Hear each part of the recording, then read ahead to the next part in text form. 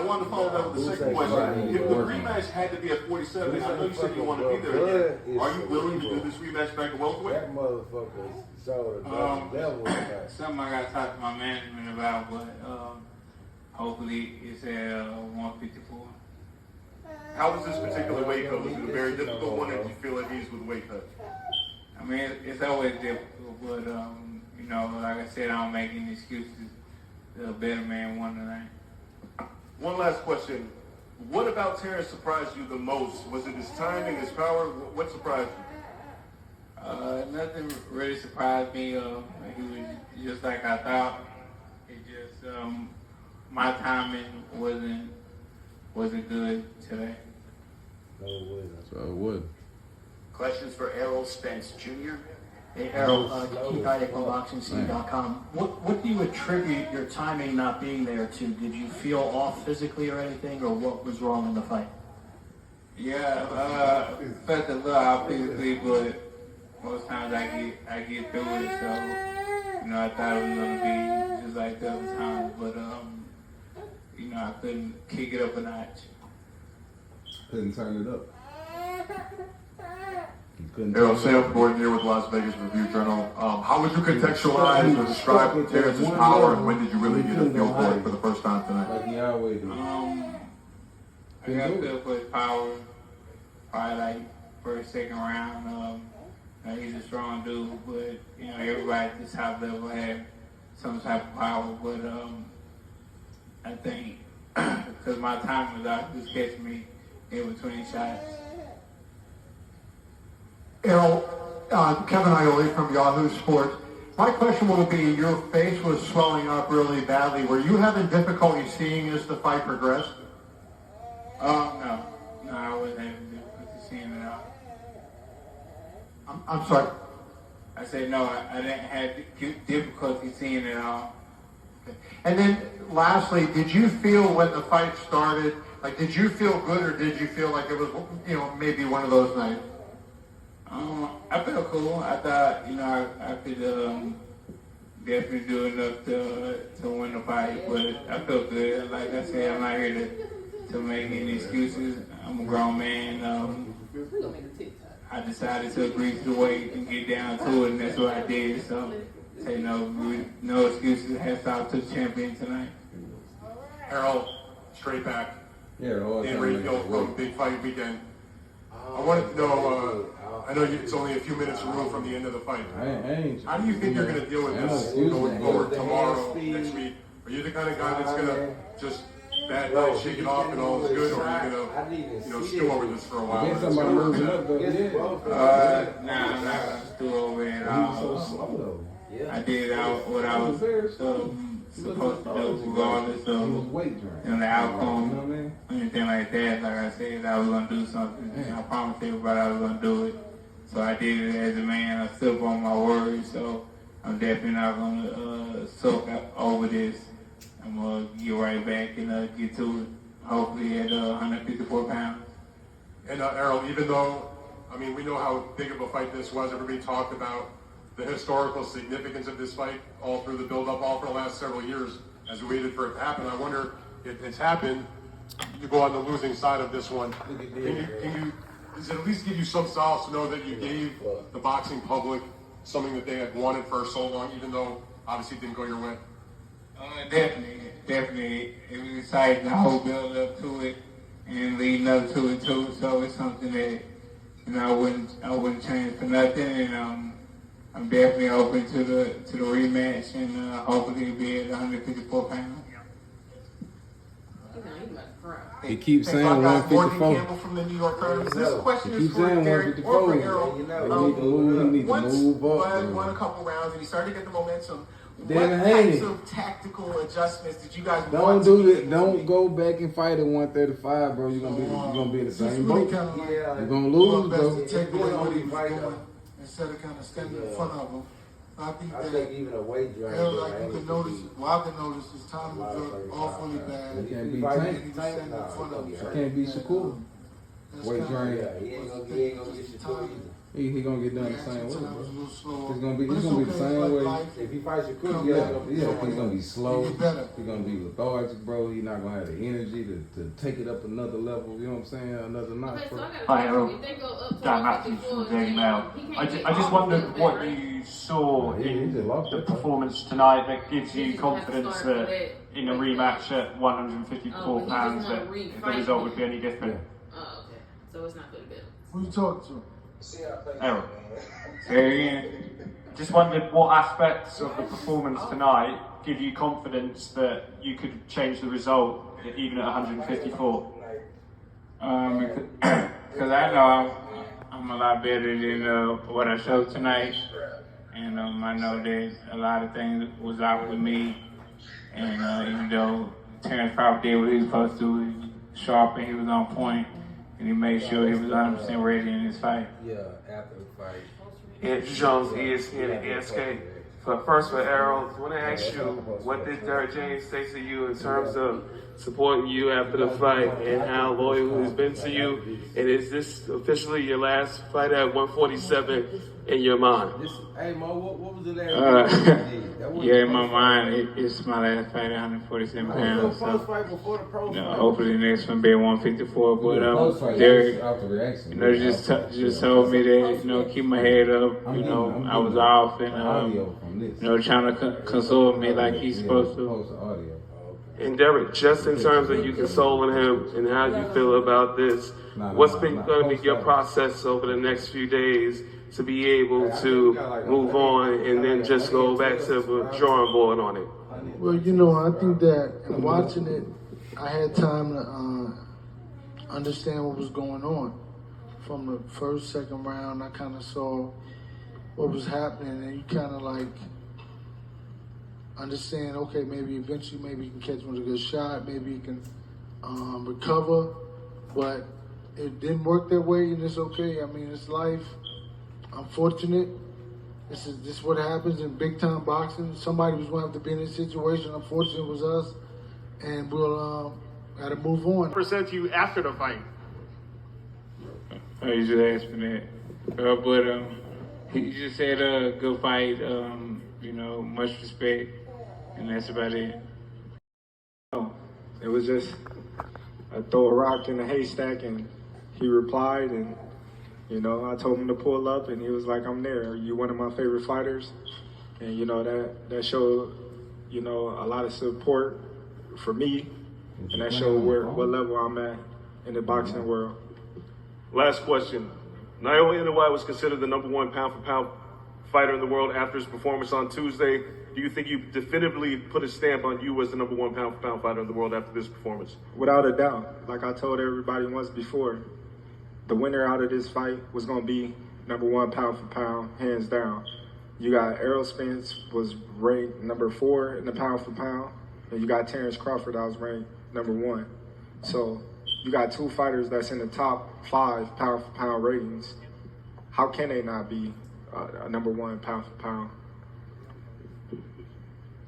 Terrance, Keith Heidick from BoxingScene.com. Congratulations on a great performance.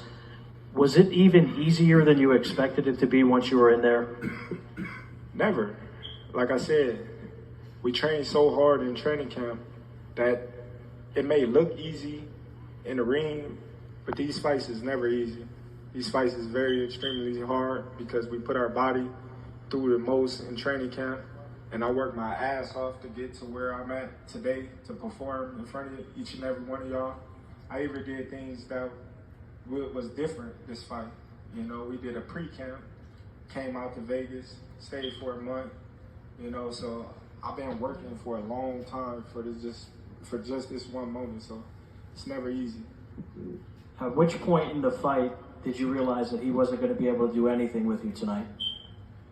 Well, the first round, I felt as if I had the speed and power. I felt, his power, and I felt as if I was the stronger fighter. And that pretty much was it. Andrew Jones, ESPN, ASK. Terrance and your team, congratulations on a special night. Roy Jones Jr. told me yesterday that if you won this fight, that you'll be up there as one of the all-time best pound for pound. You talked about Andre Floyd Mayweather era. Now your era. Where do you rank yourself all time, pound for pound, after tonight? Well, I'm up there. You know what I mean? Like, I always want to pay homage to the fighters that came before me. You know, because without them, they'd beat on me wherever they want to put me. You know, I'm up there. You know, it ain't my job to put me where I want to be. It's your job to put me where I belong. And who came up with the fishnet idea to walk out, and what you told your mom when you were celebrating behind the ring and giving her a birthday present that you wanted her to give her? No, that's all so cold. Like I said, so cold. Everything. He came up with the idea. He said, man, I got you, bro. He designed my last outfit. And I told him, I said, man, that was one of the coldest outfits that I had. And he said, wait till you see this one. I said, oh, all right. And, you know, his creativeness, you know, brought to life along with Everlast. And then you got what you got. Terrance, Kevin Iole from Yahoo Sports. Congratulations on the brilliant performance. I wonder, when you were with Top Rank, there were many years there would be fights on Fox. This or nigga Showtime, same size as they would Bud. list He top is half. welterweights. I guess it was more Fox. They would list top welterweights, and you weren't even on there a lot of the time. A lot of fans were upset about that. Do you feel like now when you look back, like, do you feel some sense of vindication that people who overlooked you for so long now, you're at the top of the heap, and there's no doubt? I've been telling each and every one of y'all for years. A lot of y'all over here looking sad. Ellie, you looking like a retarded ass dude over there because you was going against me. You know what I mean?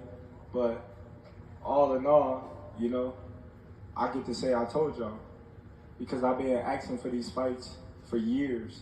And y'all been saying, oh, he's too small. He's going to get this. He's going to get broken. And each and every time that I step up, I proved y'all wrong. Each time. So, you know what I mean? Write some great stories about Terrance Crawford. Don't hate on him. Don't say nothing negative. Just give me my props. Yep.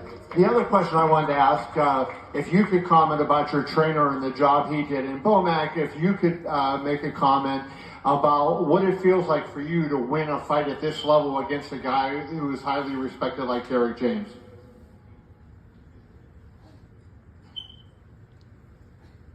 Well, I just look at it like this, man.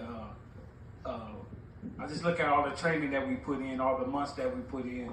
So the camera, man. I wasn't Cameraman sucked. And as far as going up against Derek James, it's an honor. He's it was last year or year before last trainer of the year, and you know, they never really gave us our props. You know, the writers, the reporters, you know, artists, you know, all the websites. So I mean, I'm just glad. I gotta zoom back, it hasn't didn't sunk in yet, but it will here pretty soon. To me, I just look at it like it's another day, you know. And you also got to give props out to the whole team. You got Saul Dieguez right here. You got Red Spike. Come on, up here, Red. You got Bernie the boxer. You even got Steve So-Called Nelson. You know what I'm saying? He helps out a lot. You know, he sometimes he see what we don't see. You got Chet. Chet, raise your hand. Chet, the strength and condition coach. Where Ashley at? There go Ashley right there. She's another strength and condition coach. We got chefs. We got dietitians. We got everything. It's a team effort. It ain't all about me getting my flowers. If you're gonna give me my flowers, you're gonna give the whole team the flowers. Terrance, Colin McGuigan for IFL TV. When I've interviewed you before, you spoke about the moment in your career that you thought was the best, and that was against Ricky Burns. Does tonight eclipse that moment? No, not at all. Like I would say once before, I don't think there ever going to be a moment to actually make me feel the way I felt when I was in Scotland that day, because that was my whole dream.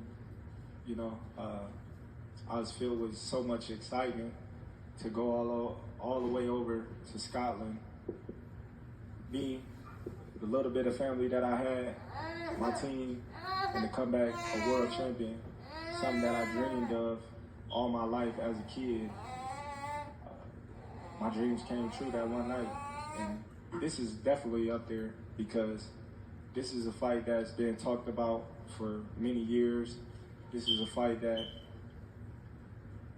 when I walk in the store, my kids watching YouTube, everybody asks me, when you fighting Spence? When you fighting Spence? Dad, this dude said you scared of Spence. So me always having to hear this guy's name is like a breath of fresh air that I get to breathe because we finally done it, and now it's done and over with. Terrance, straight back here, all the way in the back. Dan Rayfield from Big Fight Weekend. Congratulations, incredible performance from you tonight. My question for you is, you won so easily, and he says he wants the rematch. How do you go about getting yourself up once again to take on a guy you just completely destroyed? Well, one thing about me, I don't take no fighter lightly. So I'm always up for each and every one of the fighters that I'm facing. And y'all know that from the past of my performances and how I come in the ring, 110% prepared every time I step foot in the ring. And just one other question for you. Once you get past Errol, once that chapter is closed, if you have the rematch, have you even allowed yourself a moment to think at any time, like what else is out there for you? Is it a championship at 54, a specific fighter, perhaps middleweight someday? What other sort of goals do you have besides what you've done so much already? I don't know. In 2 months, I'll be 36 years old. I've been boxing since I was 7 years old. I've been doing sports all my life since I was 7.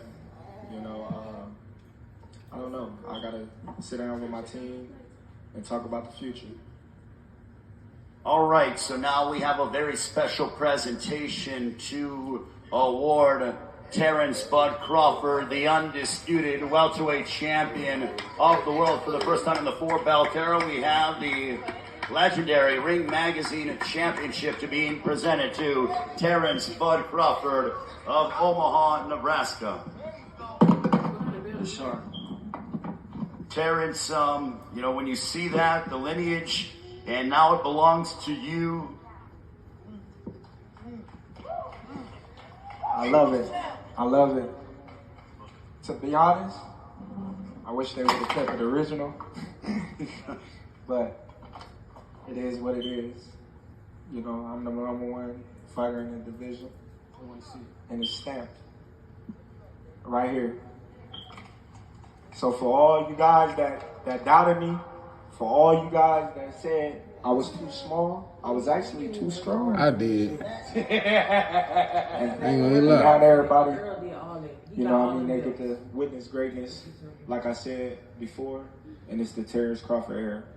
Ladies and gentlemen, congratulations to Terrance "Bud" Crawford, Brian Bomac McIntyre, the entire Crawford team. Congratulations, guys.